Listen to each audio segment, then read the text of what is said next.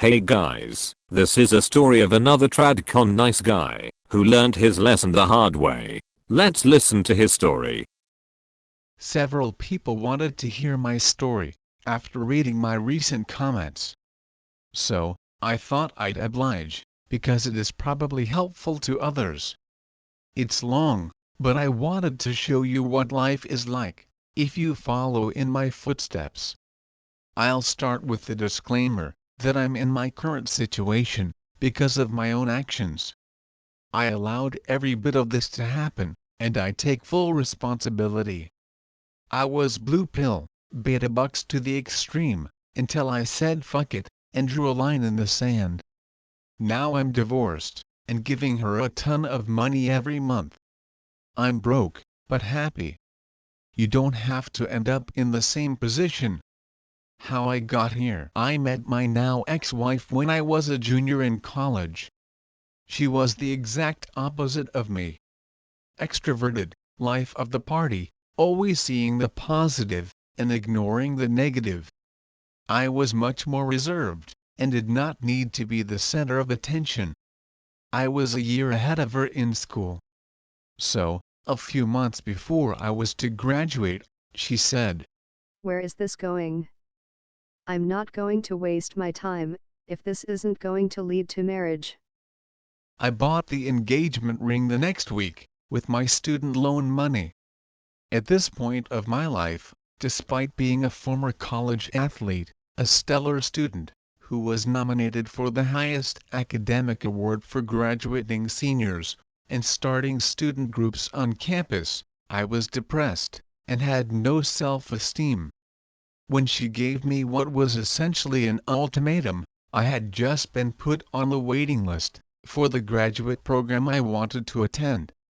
I was told to apply to medical school instead, because it was easier to get into. But I didn't want to spend the next 10 years in school, because I was getting married to this great woman. When we first got married, we were 22 years old. I worked 4 p.m. to 1 a.m., and she worked temp jobs from 8 a.m. to 5 p.m. It was the mid-90s, just before the dot-com boom. So, jobs weren't as easy to come by. She got bored quickly, and started to spend her time in the evenings shopping. When I got the credit card bill, I was pissed and cut up the credit card. When she found out, she told me that I couldn't do that, and that it will take time for her to adjust, because her dad would buy her anything she wanted when she was growing up. She used shopping as therapy the rest of our marriage. After being married a year, she tired of working temp jobs, because her sociology/women's studies degree wasn't very useful in finding a job of substance. She decided that she was going to go back for a master's degree, to become a teacher. It was her life's calling, she said. I was completely opposed, as was her entire family. She quit the job she had at the time, and went to school, full-time. I paid for her degree, in addition to the house we had just bought on my salary alone, because I had just self-studied my way to becoming a Microsoft certified systems engineer. At the time, this certification was a license to print money. In reality, it made it so that she'd never have to work the rest of our marriage. By the time she finished the degree, our first child was born. So, she was in no hurry to get out there and work. Eventually, she did get a teaching job, and quit after 1 week. That was the end of her teaching career. It was no longer her life's calling, and I was supportive, because I was the breadwinner, who was supposed to support his family. Over the years, 2 more kids were born, and she took a job here or there that never lasted more than a few months at a time. Our third child was born by the time I was 30, and I had become extremely resentful, because she made it known that the world revolved around her. And I let it continue. She told me one day that it was just expected of me to go to work, so that didn't count when comparing our responsibilities. I was expected to do just as much around the house as she was, and she let things sit until I was home. Her days were spent with her friends and their children or dropping the kids at mother's morning out, so she could have some adult time. Cleaning and cooking could wait until I was home to help. Anytime I mentioned that the situation was unfair, was met with a list of all the things I didn't do right in the relationship. She could do no wrong. By year 15 of our marriage, I was done. I had become nothing more than an ATM for her, and she did anything she wanted. She decided to finally get a full-time job, because she was unhappy with life too. The truth was that we were constantly stressed because of money, because the credit cards were always maxed, and we had no money, despite my excellent salary. My hamster was working overtime, thinking about how great life was going to be, now that we had two incomes. That ended quickly, when she wouldn't get home until after 7 each night, and I had to do all the cooking, cleaning, and homework, as well as listening to her complain about her horrible co-workers, who didn't know how to run a business every night, for 2 hours. So, I did what a lot of guys do. I got a blow job from a 24-year-old who showed some interest in me. I deserved it, I thought. My ungrateful wife didn't care about anything other than my paycheck, and she never gave me blow jobs. The road to the red pill. I had what could best be described as a come to Jesus moment after I left blow job girl. I don't know why it did, but it hit me that I had been rationalizing my own actions in order to cope with my miserable life at home. I had been depressed for a long time, and kept blaming my wife for it. If only she'd do A, B and C, I would be happy. This is when I saw the bullshit in my own head, for what it was. Blowjob girl continued to text, and I kept blowing her off, so I could deal with my own shit. She started getting crazier, and more ballsy, by calling and texting, when she knew I'd be home with my family. So I told my wife what happened. We started marriage counseling a week later and I got on an antidepressant, and went to therapy on my own as well. I went into couples counseling, and fell on my sword, and took responsibility for everything. I essentially handed any little shred of control I might have had in the relationship to my wife, and I would never get it back. Over the next 2 years, we went to counseling off and on. I thought we had worked through everything, because the ex would constantly say that she had forgiven me. Even the counselor was pissed, because I would say, I hear her say she has forgiven me, but I don't feel like she has. The counselor asked me what more I wanted. She said she forgave you. I told her I wanted to feel forgiven. So at every session, I was given something else the wife wanted me to do, to be a better husband, and I would do it only to be given another task at the next session. I finally realized that the man my wife said she wanted was not me, and that the marriage was probably over. So I took what could best be described as the nuclear route. One night while sitting in bed, I told my wife that I wasn't satisfied with the relationship, and things had to change if we were going to be together. I told her that she was getting all the benefits out of the relationship, and I was getting none.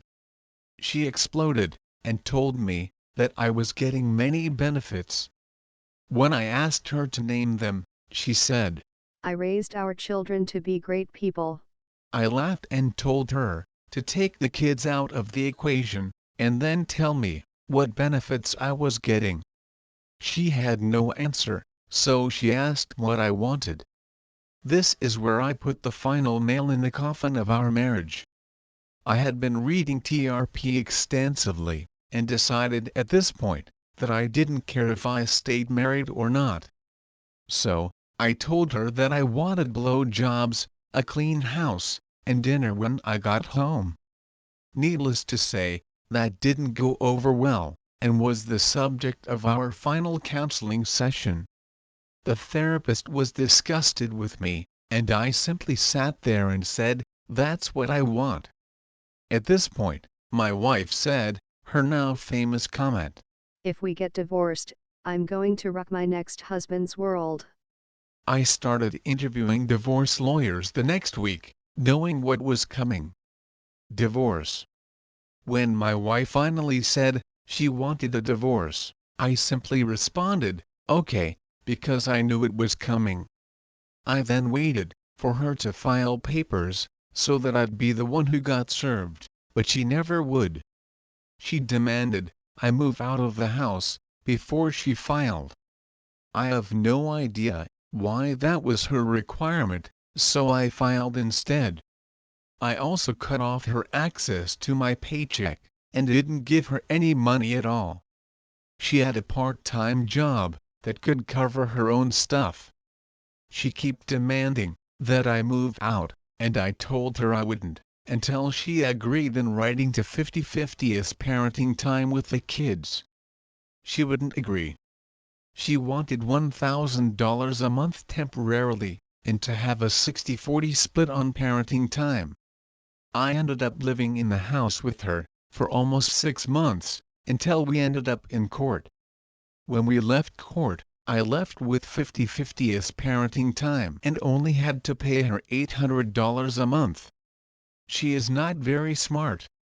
The divorce dragged on for another few months, all while she was running around town, messing with several different guys. The main guy was on probation and worked at a second-hand store. She loved telling all her friends about her escapades, and her friends' husbands would sometimes tell me. The divorce finally ended when we made an offer that her lawyer couldn't ignore, without risking that he might not get paid. She tried to keep fighting, but eventually agreed when her lawyer threatened to quit on her. Her lawyer was willing to walk away without getting paid, because of her insanity. In the end, I'm paying her 25% of my salary over the next 8 years. It could have been worse, because we were married long enough that I could have been on the hook for lifetime alimony. In addition, I had to pay my lawyer, her lawyer, 50% of all my retirement funds, and give her another few $1,000s to make her go away. It cost me $20 to get married, and will cost me over $220,000 to get divorced. I got the only thing I truly wanted, which was 50-50 as parenting time with our kids. Lessons learned. Don't live life how others think you should.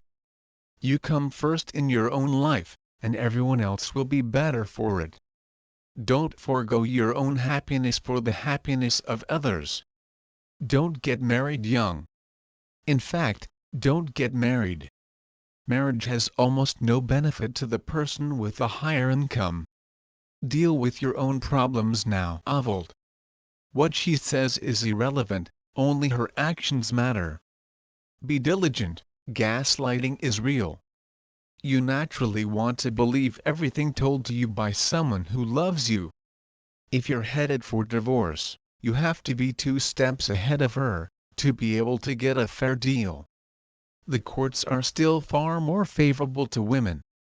I hope this helps some of you see what happens if you are beta bucks. Don't let this happen to you.